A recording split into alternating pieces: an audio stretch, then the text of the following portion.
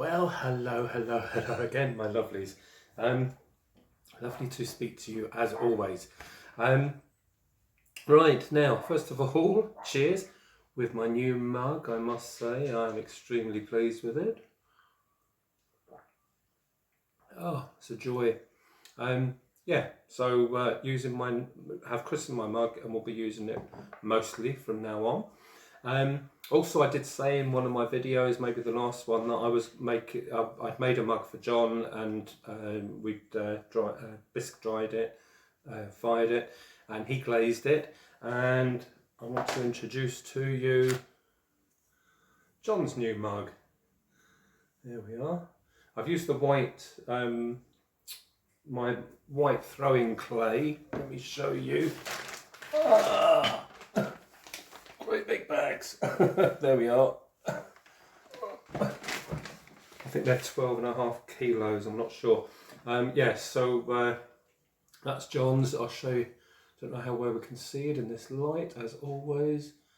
But that's John's mug. And he started drinking from it too, and he says he's very pleased with it, and he may get me to make some more. Hurrah! Right, today I actually started videoing this video and doing so much, not a lot, but I've done some, and then realised I hadn't switched the video on. I have done this before.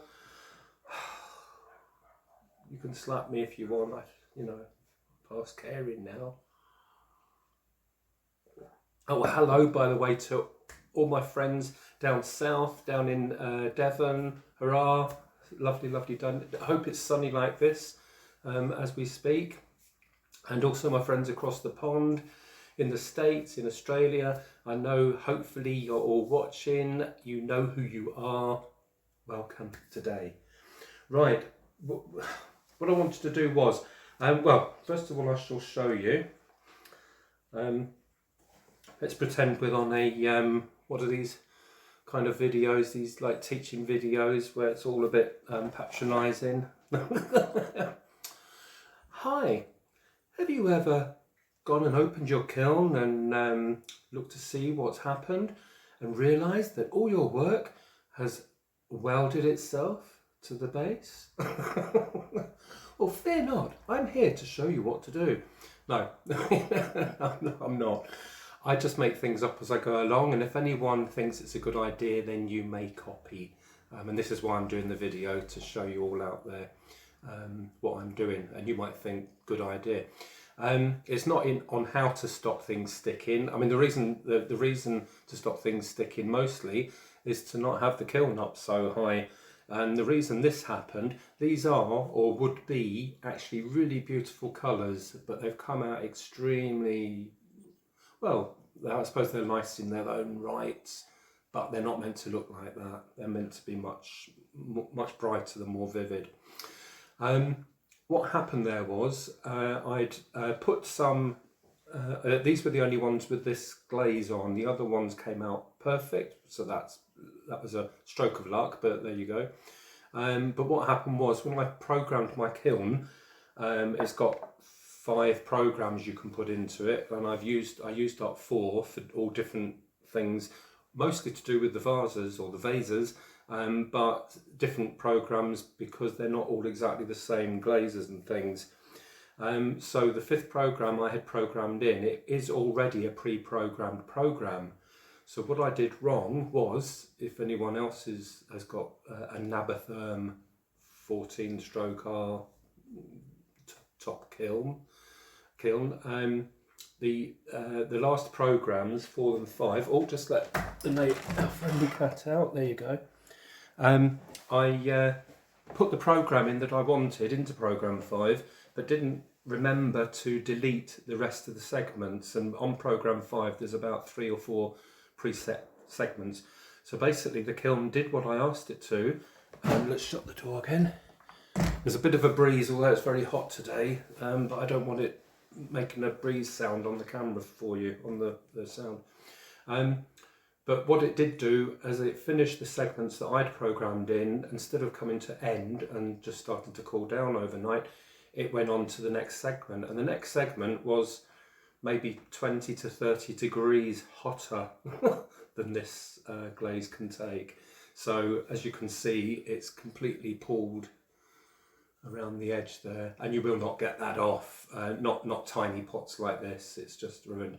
So while I'm doing up the Wendy house, and I'm doing a video of that as well, as you probably know, which will be on soon hopefully, because it's nearly ready to show and tell. I love show and tell. I wish we had it more in England. It's an American thing, but I'll tell you a little story about that in a minute. So I'm doing a video on that, so you'll see that video very soon because I'm nearly finished. And this will go on one of the shelves that I've put up in there, just as a thing to have and as a reminder. So I was lying in bed last night, as I always do, thinking about what I'm doing the next day or what projects I've got on, and I don't even know how I keep going with so little sleep. I'm sure some of you feel the same when you can't stop your brain working. And I was working on different things in my head, and I thought, and I'd seen some videos on how to make these little, I think they're called patties, maybe. I'd looked at YouTube videos, and I don't know if that's an American term or because it's American videos I watch. I don't know what they're called in England. They might be called the same, but anyway, we'll call them patties. I'd seen a video about making these, and the person that made them had rolled out the clay and then used a cutter. You can use a serrated one or a straight edge one like this, and cut them out. Let them dry flat, and then bisque fire them in the kiln. So I did that, and so I've been using those. So all my little pots go on these, and I put them all around the kiln shelf. The kiln shelf is circular as well, not square, they're circular. And last night in bed, what I was thinking was, when you put these on, like so, and then you put another one on, it leaves negative space all around, so you can only fit so many on, and there's all this negative space. So, no one, I've looked, all the videos I've looked at about making these, I've never found one like this, so, cheers. What I thought I would do is video my idea, and then if any of you think, what a good idea, if you do kiln work as well, you may want to copy. If you do, I would love you to do a comment, or just send me a comment and say, you know, if you thought it was a good idea or whatever. So anyway, so what I did was, or what I was in the middle of doing, was if I move this down, oh hang on, let me pause and move it down. Okay, so you won't see me properly, but that's no big deal. It's the work you're meant to be seeing, so to help you and pass on my ideas. So I got a lump of clay basically, and I, whatever you call it, squashed it. I can't remember the name of it, but I got all the air out of it. And then I put 2 bits of wood down the depth that I want them to start with. They will go slightly thinner than this because the clay will shrink. Probably it could shrink about 15%. Which is what I want it to do actually for this instance. So I got the clay, rolled it out. The rolling pin I use, just so people know, is a silicone rolling pin. Obviously most of them are wooden or metal. The wooden ones are fine, they do exactly the same job, but I always thought in my mind that wood, with the grain and everything, and you're rolling out food and pastry and things, I mean, that must get bacteria, then it must get into the wood of the rolling pin. I don't know, it's one of those things. Maybe I'm just being over conscious. But, so I use a silicone rolling pin. They're solid, they're hard, and they're extremely smooth. There's no texture like it is with the wood. And then what I did was to use, in the States you call it cornstarch. Over here, I think it's the same, corn flour. I think it's the same thing. Looks the same, does the same job, so I'm sure it is. And so I tip that out on the worktop so the clay doesn't stick. And also what I do is open it up, and then I get a tea strainer and scoop some of that in, and then I can just put it over like so, and it comes out like a fine powder instead of all the big lumps that drop onto the work surface and explode and go everywhere. Slight exaggeration, but you know what I mean. So I get the 2 bits of wood, I roll it out, turn the clay, roll it out until I get a big slab of clay. slightly bigger than my kiln shelf. Then what I did was to lay this down on top of the clay, and then get a scalpel, craft knife, or what do you call it, my friend? X-Acto knife. Yeah, get an X-Acto knife and cut around slowly, carefully around the edge of your kiln shelf. Take it off, and you end up with this smooth clay. So it doesn't dry with any cracks in, or to help it as much as possible, whenever you're rolling out clay like this, and then you're going to cut out shapes of anything, use your kidney thing here and go over it and just smooth it. And it actually, if there was any fine cracks in it, which there's not now because I went over it, this smooths them over and helps to stop the cracks appearing. So anyway, I did that both sides. Now I know I'm not doing this, but I just put my glasses on because it makes me think better. I don't know if you know what I mean. So then I got a sheet of newspaper, I laid it on the table, and I laid this on top of the newspaper, and then I just drew a rough pencil mark around the outside, took it out from underneath it, cut the circle out, a crossword there. No, I won't start asking you cryptic clues. So I got that, it's the same size more or less, so I laid that on like that, and we've got that circle there. Then what I'm going to do, I think this is all going to work. I've never done this before, but you might think, wow, I'm going to make these from now on. If you're in the habit of making these, fold it in half and fold it again, so you've got a quarter, like so, and then undo it, and you've got your centre mark there, and then lay that on carefully on your clay, so you've got more or less the centre. Oh, that will do, a little cocktail stick, and then just put a little pin prick through the centre, take that off, and you've got the centre. Then get your cutter like so. Actually, I'm just going to dip it in the cornstarch. I don't know if that's going to go on it or even help, and then just place that as centrally as possible,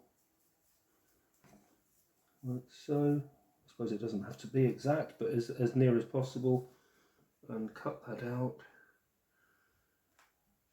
Ah, that's good. The whole thing's come out. Can you see that? There we are. So I'm just going to take that out carefully. There's something so satisfying. You know these videos that you watch that people put on here, and there's no sound, that they're just doing something like flowing paint down a board, and you just sit and watch, and it's just relaxing. Well, cutting things out with the clay like this, and it comes out so exact, it's really satisfying. Oh, how sad, I need to get out more. Someone invite me out. Right, so there we are. So I've cut out one circle in the middle, and now my ingenious idea that I thought of was to, hopefully you can see this, is to get your X-Acto knife again, or just a knife, or whatever you want to cut, and just as roughly as neat as possible. I'm just going to cut straight down the middle. Actually, what I could do is fold, because I'm doing this for the first time, I'm just thinking as I go along. I thought this all through in bed last night, and they worked great, but now I'm doing it in real life, or awake life. There we are. And then try not to spear yourself with your X-Acto knife. Sometimes that can be quite painful. And then cut across, and then let's go around. Oh, and then fold it in a quarter, and line up the quarter with your line there, so you know that's now in half. Fold that, unfold that. I hope I'm giving these instructions clearly, and I'm maybe just seeing what I'm doing is a bit easier than what I'm actually trying to say. There we are, like that. And then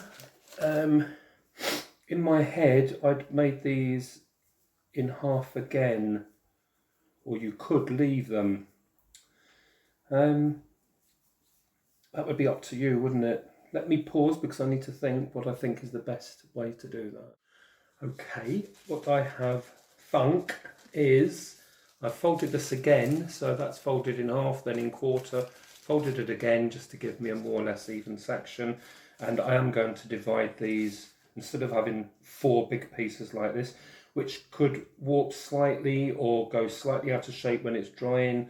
Smaller parts I think won't melt, won't go out of shape too much. And then just lay that against one of the cut lines and cut again, like so, and like so. That's that one. And then last one, if you can see what I'm doing, hopefully.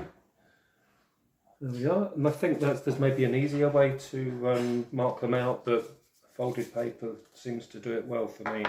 So now if I just push these out like so, and then place that in again, you can see more or less what I've done.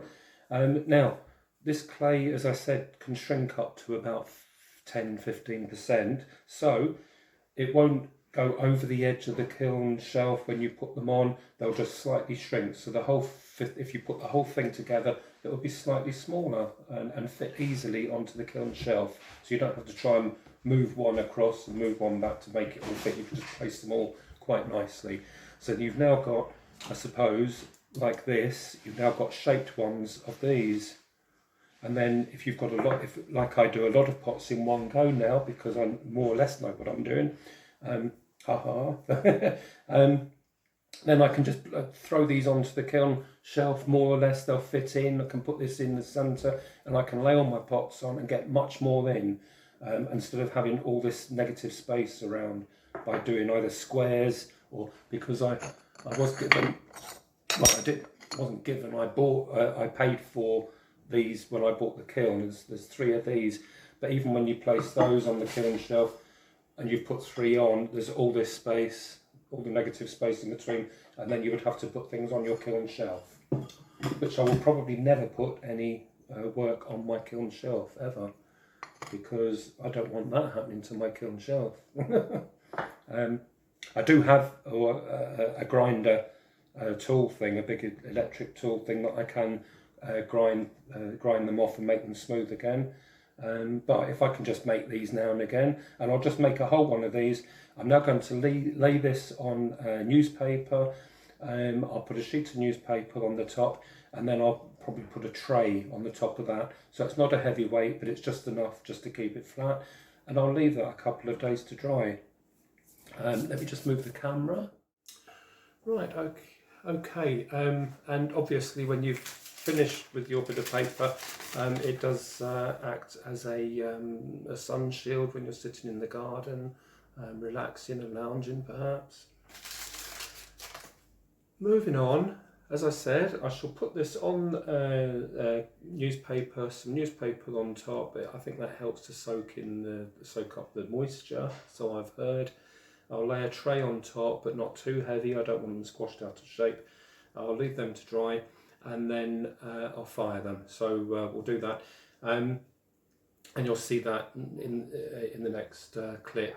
I will probably be in a different outfit then, because this will probably be days from now. It's so annoying when you're making a video, as you can imagine.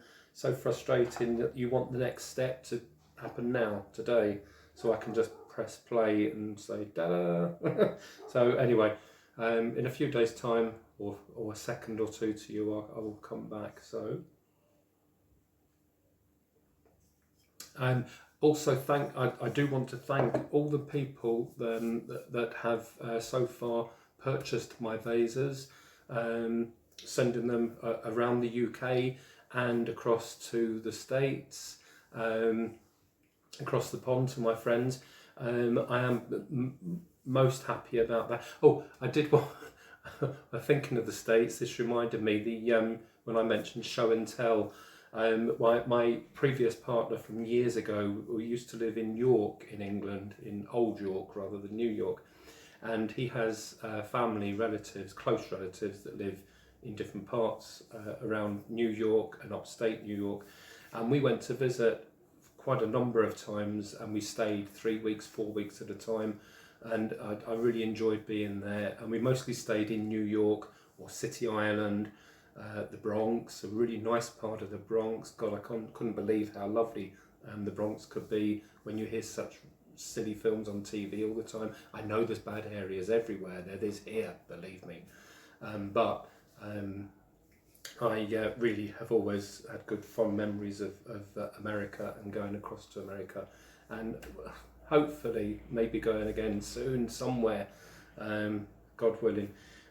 But we went to see these relatives, and long story short, the children of these relatives were just young kids, a boy and a girl, sweet as anything. They're really handsome family. They were really, really lovely.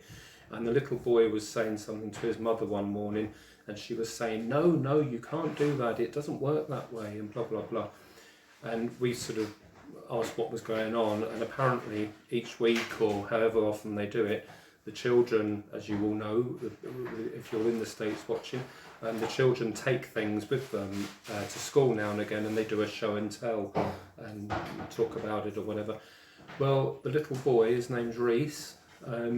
He'll be a lot older now. I was 40 when this happened. I'm now 61. He won't be at school anymore. But Reese wanted to take me to school for a show and tell, because apparently I was so amusing and so much fun, and all the time he kept laughing at me. I don't know why.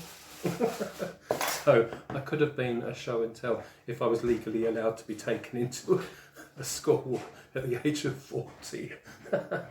Anyway, let's get this done, and you can see what it looks like, and I can see what this looks like and if it's actually worked.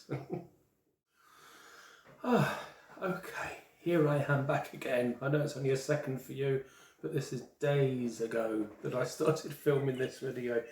So during that time, some more lovely people have subscribed to me, so I want to just say hello to you quickly, please, and then I shall show you the results of the bisque firing of this project that I've tried, which has worked successfully. Hurrah! So before we go any further, I can't even remember when I started the video if I said that I was going to say hello to anyone or not, but anyway. So I'd love to say hello to Morbatium. Morbatium, welcome to our family. Thank you very much for subscribing. Janie Giordano, welcome to you too. Mary Hera, Mary, welcome to you. Erin 6 Killer, Erin, thank you very much for joining our gang.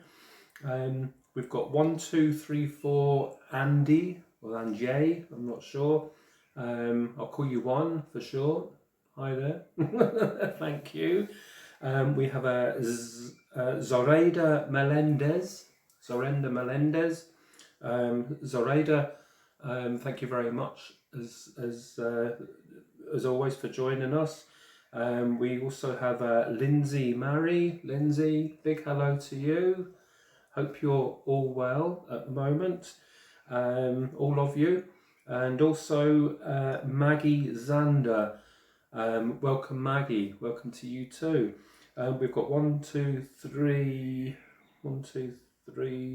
4 Zs or 4 Zs in these names. I love a Z or a Z.